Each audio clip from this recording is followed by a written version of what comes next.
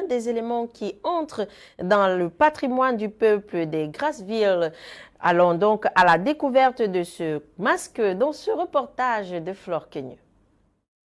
Nombreux sont ces œuvres culturelles qui font la beauté du patrimoine visible et invisible du musée communautaire de Bamendjinda, situé dans le département des Bamboutos, région de l'Ouest.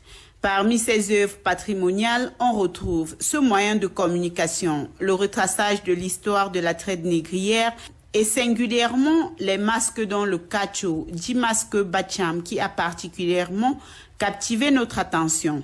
Les dessins ici que vous voyez, Simo s'est inspiré pour pouvoir effectivement produire les 4 SIM que nous utilisons aujourd'hui. Parce que si vous voyez un peu les formes que prennent les cartes SIM et les cartes mémoire, vous allez voir, c'est parti effectivement du travail de ces SIM-ci. Encore appelé masque Tsumsop, Tsessa ou Tsumabou selon les localités qui en sont propriétaires, son originalité réside entre autres dans le fait qu'il traduit l'expression de la vie et est réservé uniquement pour des sociétés secrètes. Le Kacho est une société secrète d'élite, comme pour dire qu'une société secrète totémique. Le Kacho est une confrérie des hommes qui ont atteint un certain pouvoir dans la hiérarchie traditionnelle. Quand par exemple un membre du Kacho décède pour les cérémonies d'inhumation, on doit utiliser ce masque. Et le Kacho